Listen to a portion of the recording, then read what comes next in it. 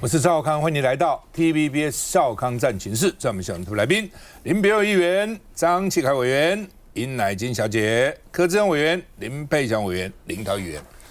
好，这个美国这个川普一个人搞天下大乱他一个人我看很 enjoy 很快乐你看一个人有这么大的权利，对不对？那川普还说，你们都骂我美国股市下跌，我告诉你，美国要发大财啦！他的财政顾问说，道琼要上5万点啦，你们紧张什么？生病吃点药，病好了以后精神更好，身体更好。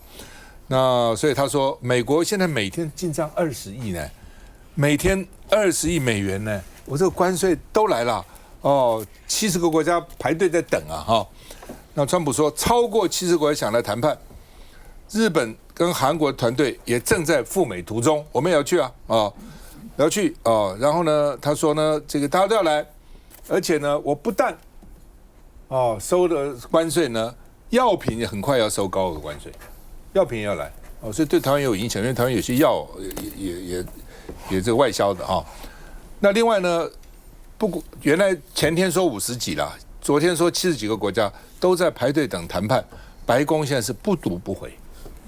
他只拿数字来说，哎呀，很棒，这些国家都来了对我们这个卑躬屈膝，但是他也不回人家，什么时候谈呢？跟谁谈呢？都不讲反正你们来也好，不来好，我都是4月9号我就要给你收关税了，不会任何这个退让的。而且白宫竟然还说，你们要报复我们什么美国？我告诉你，我们的川普是钢铁脊梁，我们的脊梁跟钢铁一样，绝对不屈不挠，跟你们干到底。那各国有的是要报复的啦，有的是不报复的啦，有的是要谈判的啦，反正各种都有那现在呢，这个报复他的就是加拿大报复他的就是欧盟，可能要报复他的就是中国，那其他呢就是人在观望那另外呢，这个美国前财政部长 Summers 当过哈佛大学校长的对 Summers 呢就跟川普说，你把关税撤回来吧。Summers 也做过白宫的经济小组的召集人你撤回关税吧。说呢，你再不搞，股市还会蒸发好几兆美元呢。昨天我睡觉以前看到美股是涨了，早上起床美国又跌了其实美国已经算是受影响最小的了。美国跟我们比美国的影响起码大10倍。对，为什么？我们是卖东西给他我们卖不出去，我们很惨。美国最多只是物价上涨一点美国是抽人家关税的，我们是要付关税的。美国都受到这么大的影响，你说其他国家怎样那这个罗比尼是末日博士了，他说美国今年大概还不会衰退，但是呢，川普会，因为什么？美国不会衰退，因为川普会屈服。川普美国最怕那个股市，尤其川普个商人，他怎么不看股市呢？他会看的而且民意可能会给他压力因为很多支持他的这个人，现在股票跌这么多，也会给他压力他的国会也有给他压力所以他的预测，然后是不是不知道？白宫说不会我们有钢铁脊梁所以他会屈服于市场压力。联准会呢也会坚持呢，不救川普，川普只需要你降利息，我就是不降因为呢，你通货膨胀会上涨，我怎么再降息再降息，贫苦人怎么办呢？什么更买不起了所以呢，经济学者说呢，最快5月，川普的现世报就来了那另外呢，这个马斯克都骂川普的顾问 Novara 这些人呢是白痴，比一袋砖头还笨但是呢，白宫那 Novara 就说呢，他就为他自己讲话嘛。因为他很关心股市他在做生意还有什么给欧盟彼此什么零关税，他疯了，他笨了，骂他，白宫也笑他，哎呦，这男孩嘛就是这样，是个小孩的一样。川普我看马斯克跟川普大概也快翻脸了啦那另外他那个商务部长好像也要走了那另外呢，美国说台湾这个要加入阿拉斯加的天然气计划，现在日本、韩国、台湾都要想加入阿拉斯加，都想从阿拉斯加买天然气的我们看一下。跳起招牌舞，川普出席共和党晚宴，大秀政绩，再点名我国台积电，全球最强最大晶片公司扩大在美投资。All I did is say, if you don't build your plant here, you're going to pay a big tax, 25, maybe 50, maybe 75, maybe 100%. 川普认为高关税致美国经贸百病，对等关税在台湾时间4月9日中午12:01起实施。We've had talks with many countries over 70. They all want to come in. Our problem is can't see that many that fast. 超过70个国家排队等谈判，美国优先跟主要贸易伙伴谈。美国总统川普在真实社群说，和南韩代理总统韩德洙通话，日韩都将和美国展开协商，似乎透露他在关税上态度放软。川普为各国量身打造谈判条件，对欧盟拒绝工业品零关税，要求购买3500亿美元的能源，希望日本消除680亿美元贸易逆差，购买美国汽车，以及跟南韩、台湾一起加入阿拉斯加天然气管线协议，甚至得提供财政协助。儿子。就是 Trump 他在竞选的时候就已经特别提到了这个贸易的赤字哦，就是国家在流血，所以他当然要止血，不管是吃药或是开刀，这个过程大家就应该是预想的，只是不晓得会搞到这样天下大乱。所以目前来说呢，就透过这个关税嘛，然后希望大家都能够把这制造业回到美国。那最重要是，你可以把美债，好不好？把美债从中短期变成长期的，因为大家都已经知道嘛，这个美债光是1年付的利息大概就是1.12兆美元，那根本就是高于所有的军费跟这个所谓的健保费，只是低于他们的社福费而已。那你如果每次美债都要花这么多的利息，那对不起啊，他平常卖美债所要的钱，要做一些基础建设，完全没有办法。所以这是他最后的一个这样子的一个主意。所以说呢，大家必须要搞清楚川普到底要的是什么。如果没有搞清楚的话，我觉得我们台湾目前来说又要派人出去，然后又要从零关税开始谈起，然后开始要做很多的策略，然后我们美债也买的够多了，那到底还要额外做哪一些的事情才可以符合川普的需求？起码可以排上跟他谈判的这样的一个桌子，好不好？所以目前为止，你看已经提到了，可以是加入他们在阿拉斯加的这样的一个计划。据说今年欧盟虽然也是提出个反这个所谓的这个制裁，但是也是发布了3782亿，也是要去加入他这个能源，帮美国买这样一个能源。所以川普这个东西有没有效？短时间看到有效，但是呢，你真的是不能够忘记哦，美国不能做孤军作战。美国今天之所以强大，是因为它有很多的盟友。就你现在把这些盟友全部都来做一个惩罚，未来如果在军事、在经济方面用这样搞的话，我觉得美国它会受伤非常的大。所以说，你看，不管这个奥巴马说起来看起来是蛮平和的，他现在已经号召每一州的人都要站起来反 Trump， 还有包括这个美国摩根大通的这个所谓的执行长，他过去也不太发言，可是他目前也不断的警告。就如果说再这样下去的话，美国的经济萧条已经是很确定的。你看现在，你不要说太多民生的，你去看那个美国的 Costco， 其实很多的产品目前来说都已经大家已经在抢购了。还有 iPhone， 当你告诉大家说 iPhone 可能一支目前为止要7.5万的时候，你说大家会不会去做一个抢购？所以它所造成的一些不管是隐性或是显性，已经是非常的明确了。所以大家认为说，是不是到5月的时候，川普必须会得到一个报复？很多人认为说，3个礼拜之后，或许就可以看到一个增长。我还是强调，台湾如果在这一波的面临当中，虽然已经有组队要过去，但是到底真正有没有搞清楚？还有那个谈判的层级，真的是美债买够多了，你现在还要再怎么样？从零关税开始，就像越南一样，越南是零关税，可是 Trump 的态度这样没有用嘛？日本石破茂也去讲了，可是他告诉你说我们的态度不太好。然后韩国也是一个代理，他也告诉你，所以说到底 Trump 到底目前为止，我说实在的，大家还搞不清楚。美国的股市虽然会是涨，但是大家都认为这只是短暂的一个火花现象，未来整个的苦头还是在后面了。而且你去跟川普，第一个啦，我们根本见不到川普了，当然了，电话也打不到了，我们也跟什么层级我们不知道。就算你见到，像川普之前那个爱尔兰总理不去见他吗？爱尔兰总理他骂爱尔兰是小偷，没错，偷我的这个，偷我那个。石破茂跟他通了电话，通完以后立刻骂日本偷小偷，偷我的东西太恶劣了，骗了我们几10年。我们买你们的汽车，你不跟他联络好像也不对，联络了好像也没有什么好处。到现在为止，哪一个因此跟他联络上，因此降的？一个都没有哦，真的是这样。他反正觉得很高兴啊，昨天50几国，今天70几国，明天90几国，每天赚20亿，每天赚20亿，很得意。对哦，有没有效？是有一点效了，还是有，当然有。但是呢，你不能把人家赶尽杀绝嘛，搞这个东西嘛。来，佩祥，我认为这一次川普的这个关税核弹，这个等于是说，我记得没有错，上一个这么大型的经济上的变化，应该是布列顿森林会议，也就是说，当初美国把金本位去掉，改成美元本位，跟石油勾结。但是这样子作为呢，其实我们正式可以讲说，从过去1990年代开始，包括包括这个泡沫经，包括这个网络经济下开始以来的所谓的 globalization， 也就是全球化已经到目前为止已经因为川普的这一次的这个关税核弹已经宣布暂停了，而未来整个国家或者是整个全球的变化，其实最后面还是在3+1，也就是欧盟、中国跟美国3个，还有半个俄罗斯，因为俄罗斯这次乌克兰事情他们受伤很深，但是他们在这个国际之间的这个谈判桌上面，他们还是 the main players。但其他的本来是说有些潜力的，像巴西也好、印度也好，可能到目前为止可能还没有办法好好上桌。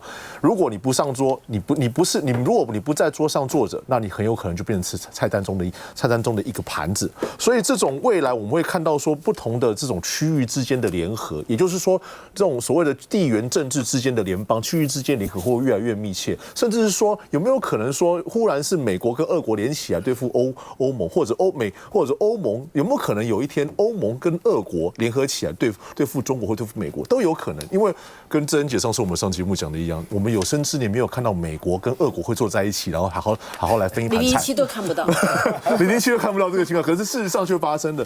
所以说在这种情况之下，其实最后面的这个也不能讲决战啊，最后面去主导这个主轴的，最后面还是美国跟中国，一个全世界目前最有价值的市场，一个目前全世界目前最大的工厂，目前还是这2个最后面去做决定。而以美国来讲，目前看到的就是他们的成本一定会短期之间成本一定会继续飙高，而且他们通膨已经跑不下来，因为目前来讲，我们就看到说，其实这些问题在川普上任前已经存在了。那川普刚刚易智恩姐讲得很直接，因为美债他想尽办法，想去每天赚20亿美元。可是如果说我们都知道经济有时候不是只是算出来就好，还有很多不同的因素在里面。那变成说美国在短期之间呢，他们能不能说在这种手术，这种大型手术之后，等于是开了一个胰脏癌手术之后，然后还要然后马上快速的恢复之外，另外一方面，当初拜登跟这个左派，也就是所谓民主党留下来的很多，不管是 DEI 还是不停的负债啊，他们是不是在短时间是把它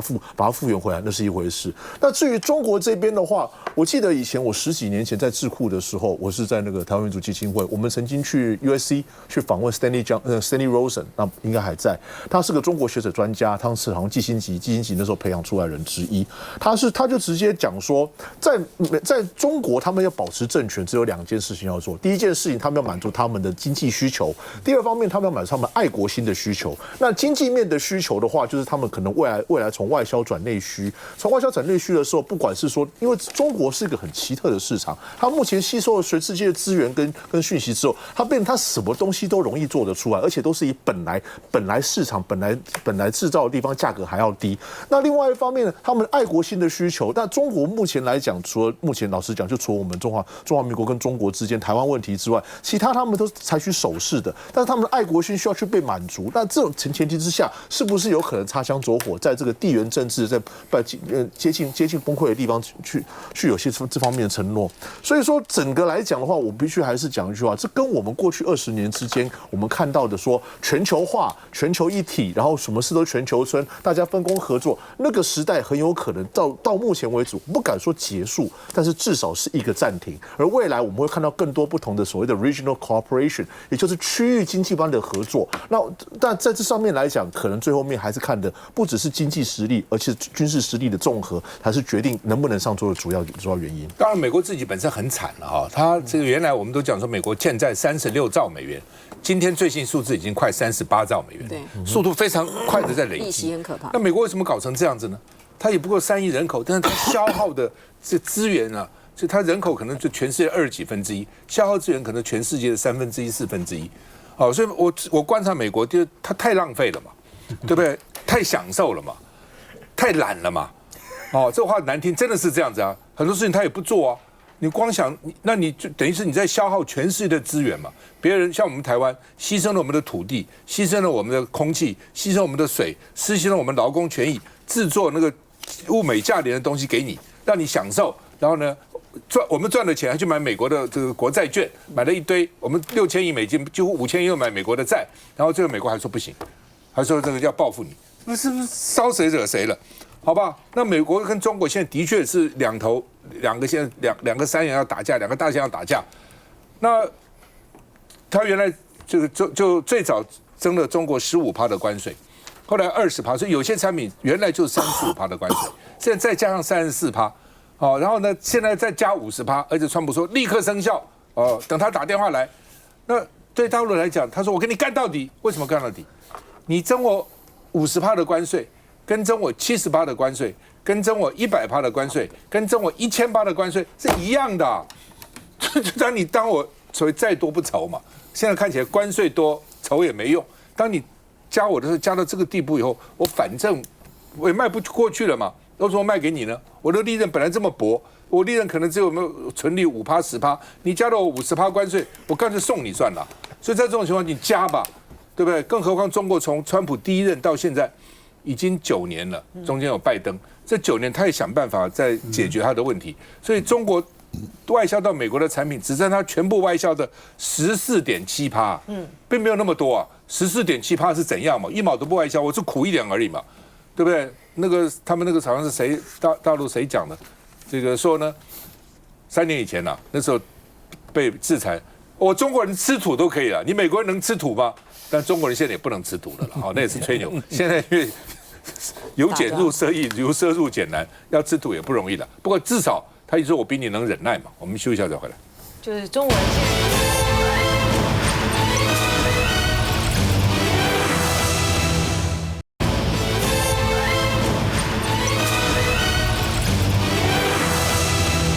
好吧，这个美国今天4月9号，所谓它的对等关税生效啊。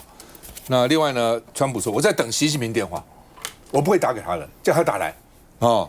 而且呢，中国他也希望谈判呢、他们不知道怎么开始啊。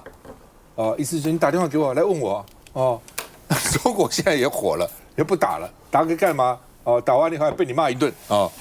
那他们讲话有点难听的。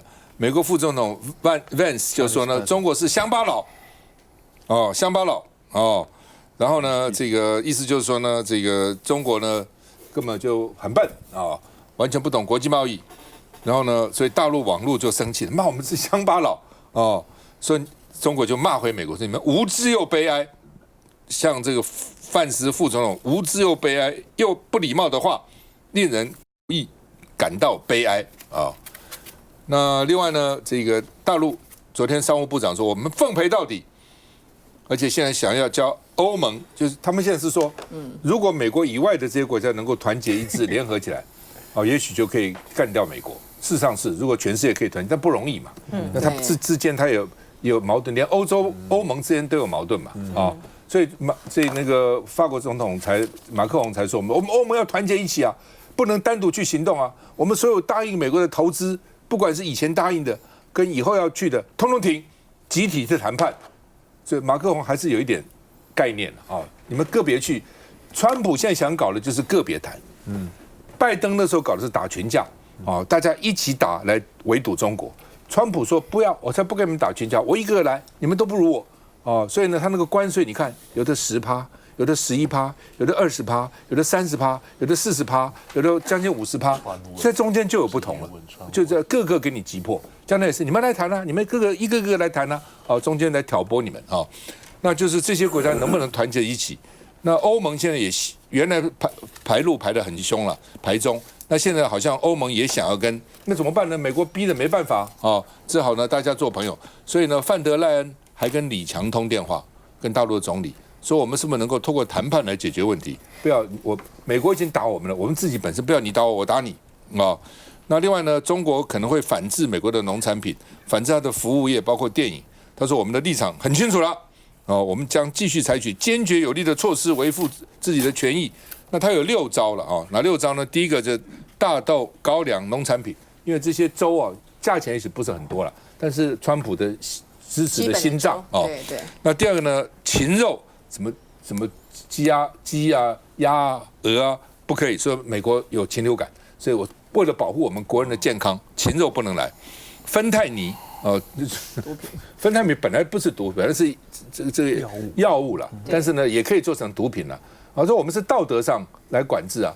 既然你们这样整我们不管了以后啊，谁叫你美国自己要抽？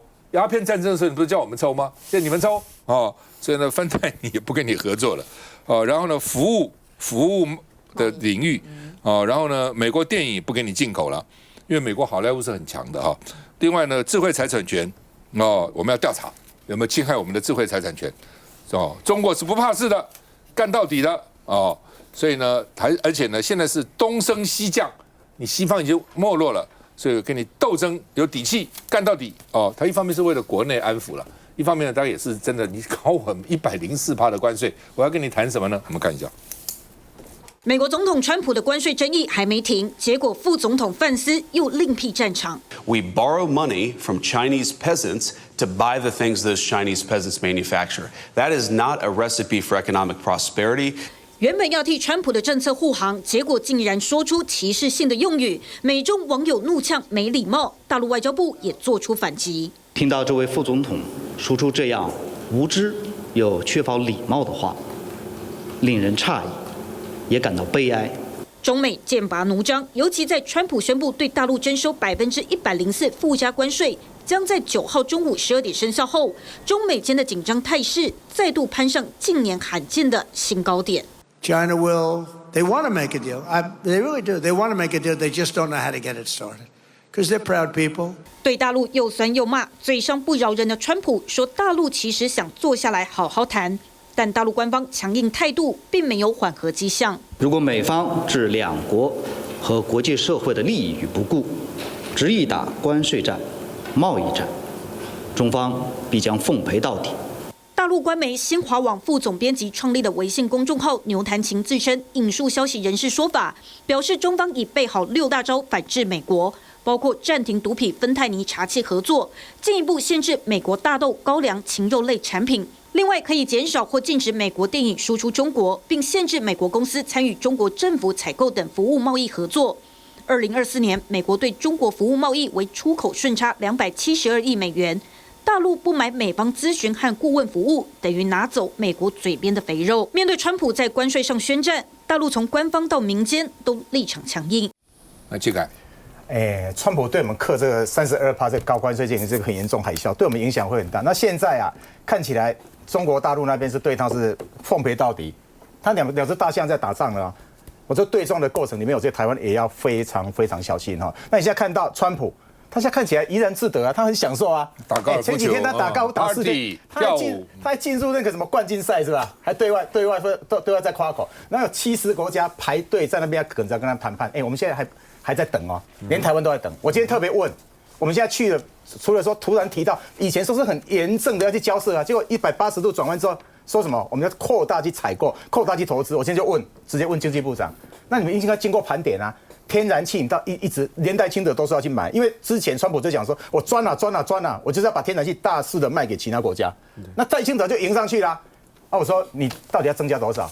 这个数量看起来很恐怖哦。我们现在所有买天然气，全世界各国买进来的有10%是在美国，他今天讲要多买1倍到2倍，就买到20%到30%哦。那里面还有一个非常重要的，我们3月份的时候去跟阿拉斯加的。他的这个天然气公司啊，我们签了一个合作的备忘录。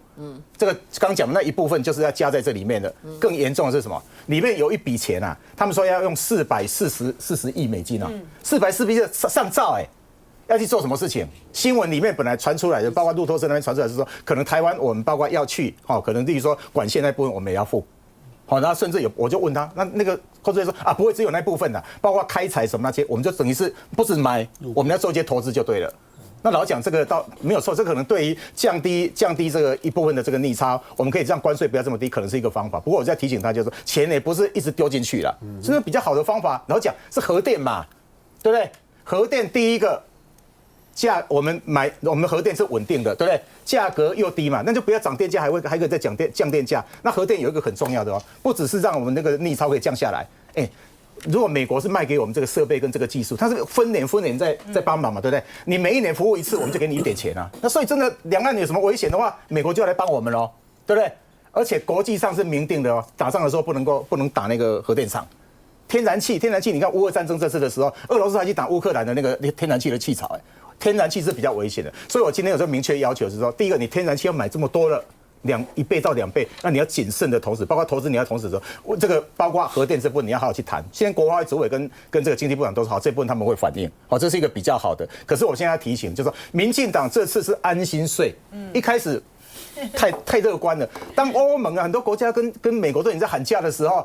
人家已经谈了2-3个礼拜了，结果我们还是讲说啊，你大家说安心税，结果突然被惊醒了，惊醒以后现在惊惶失措，这个是现在民进党非常大的问题。然后你看，现在我们代表团去，到底什么时候能上去谈都还不晓得。结果他最重要的是什么？应该拿出一个冲击评估出来嘛？结果不是，他那急着要880亿。你没有冲击影响评估，你不晓得哪些企业受到多大的冲击，然后你要对哪些补助，那这个要方法是什么？多少钱？冲击都没有出来，急着要钱，这大傻逼不就像以前要弄到那个什么？以前那个前瞻预算了，对，那个义务条例了，弄到后来很多进了这个民进党这个利诱的口袋里面去啊，问题没有解决才是更严重。所以这一次来讲，这个大海啸我们要好好去应对，特别现在看起来中共又是两边就是美国两边硬碰硬，对我们来讲影响会大，这2个高墙都筑起来。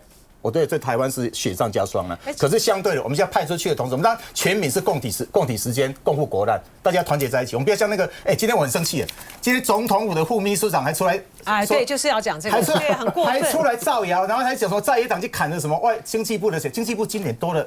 比去年不止没有少，多了300多亿。而且他们还有出国去收集资料，就是用这个张周涵讲的不止如此，他说很多什么带外面考察的钱都被砍掉了，连赴美谈判的差旅费都没了。有过离谱！现在总统应该是团结嘛，对不对？结果他现在背后一个插刀，我们呼吁总统府的副秘书长是要帮戴清德团结所有的这个力量。现在他是共护国难的时候，不要表面上在讲团结的时候，背后还在下毒手。继续再回来，这很过分。